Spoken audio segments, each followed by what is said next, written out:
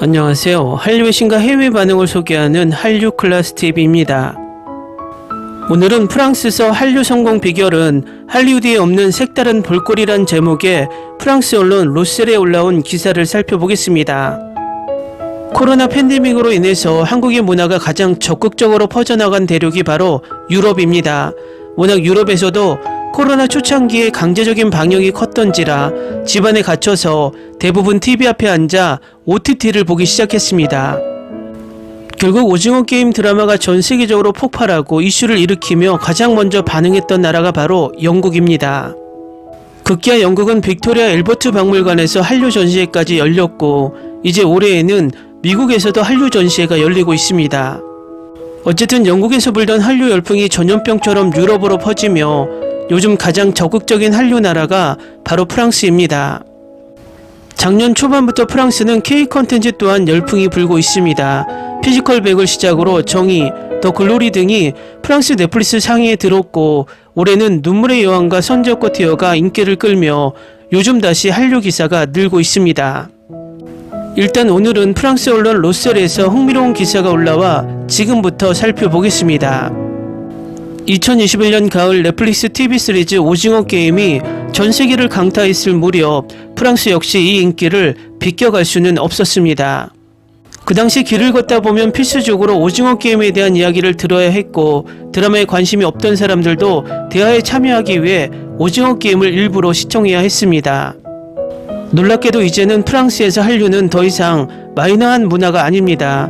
트위터에 따르면 프랑스는 2023년 한국 콘텐츠를 가장 많이 트윗한 유럽 국가에서 2위, 전 세계적으로는 13위를 차지했습니다. K-팝으로 시작된 한류 팬층이 K-드라마로 확장되고 드라마 속에 등장하는 전반적인 한국 문화에 관심을 가지는 식으로 영향력이 확대되고 있습니다. K-드라마 열풍 때문인지 프랑스에서 한국으로 향하는 관광객과 어학연수 갭이어를 떠나는 학생 수도 크게 늘었습니다. 어학연수 여행사 보야주랑그는 일간지 르 파리지엔과의 인터뷰에서 한국어 강좌 수요가 5년 만에 300% 증가했다고 전합니다. 캠퍼스 프랑스 또한 2023년 기준 한국 내 프랑스 학생 수가 2014년 이후 4배로 증가했다고 밝혔습니다. 사실 2010년대에도 프랑스 내 한국 콘텐츠에 대한 수요는 꾸준히 증가하고 있었으나 이를 전문적으로 다루는 플랫폼은 전무하다시피 했습니다. K-드라마 팬들은 대부분 한국 드라마를 제공하는 프랑스어권 웹사이트 드라마 파시용을 이용했습니다. 2015년이 되어서야 프랑스 민영 방송인 TF1 채널이 자체 플랫폼 MyTF1 엑스트라를 통해 4편의 한국 드라마를 자막과 함께 제공했습니다. 당시만 하더라도 프랑스에서 한국 드라마가 성공할 수 있을지에 대한 여부는 불투명했고 어렵다는 추측이 조심스레 제기되었습니다. 그러나 2020년 코로나19가 창궐하며 아날로그를 고집하는 프랑스 역시 디지털화되었고 OTT 플랫폼을 통해 한류 콘텐츠에 대한 접근성이 좋아졌습니다. 팬데믹 당시 여러 국가가 그렇듯 프랑스 정부 역시 사람들의 이동을 통제하고 격리했습니다. 집에 머무르는 시간이 늘어나면서 자연스레 프랑스 내 디지털 콘텐츠 소비가 급증했으므로 한국 드라마는 수요와 공급에 있어 시너지 효과를 맞은 것으로 볼 수 있습니다. 물론 팬데믹을 맞아 극장보다 OTT 서비스를 이용하는 비율이 증가했다 한들 품질이 낮으면 살아남을 수 없습니다. 넷플릭스가 영어권과 비영어권의 다양한 콘텐츠를 유통하는 글로벌 플랫폼임을 생각해 볼 때 한국 드라마는 세계 시장을 무대로 뛰어난 경쟁력을 입증했습니다. 오징어 게임의 성공 이후 프랑스 대중들의 K-드라마 TV쇼에 대한 관심이 계속해서 이어진 것이 그 방증입니다. 한국 TV 시리즈인 지옥, 지금 우리 학교는, 신사 아가씨, 더 글로리 등을 비롯해 영화 수리남, 고유의 바다가 공개될 때마다 프랑스에서 비영어권 방송 프로그램 탑10에 들며 그 인기를 증명했습니다. 전문가들은 프랑스에서 K-드라마가 성공한 원인으로 컨텐츠의 뛰어난 품질과 미장센적인 아름다움뿐만 아니라 주류인 미국 컨텐츠에서 찾아볼 수 없는 색다른 볼거리를 제공해주는 것을 꼽았습니다. 한류 전문가 실비 옥토버는 우에스트 프랑스와의 인터뷰에서 성적 장면 없이 사랑과 우정을 논할 수 있고 다양한 불행, 정신질환, 감옥살이 등을 겪고도 인물 간의 유대감이 강화될 수 있는 사회적 배경이 프랑스 젊은이들에게 한국 드라마를 매력적으로 보이게 만든다고 설명합니다.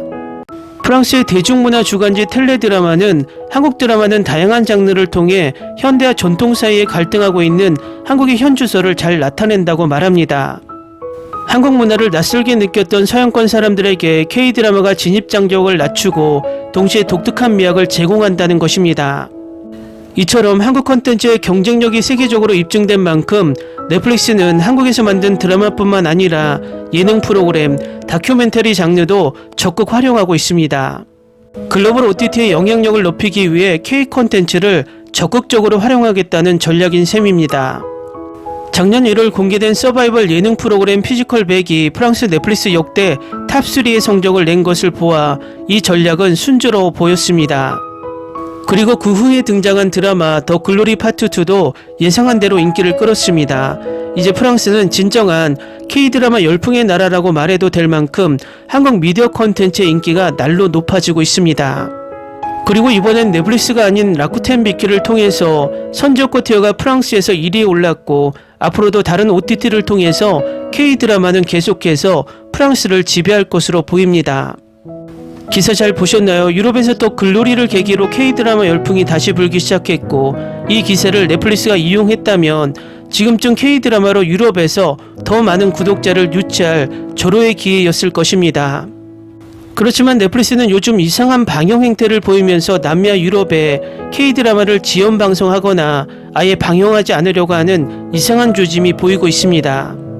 작년 초 피지컬 100 때만 해도 프랑스 넷플릭스 공식 유튜브엔 피지컬 100 짧은 영상을 올리며 어느 정도 성의가 보였지만 요즘은 프랑스 넷플릭스 공식 유튜브엔 미드와 일본 애니 예고편만 가득하고 K드라마나 K쇼의 예고편은 단 한 편도 올리고 있지 않는 실정입니다.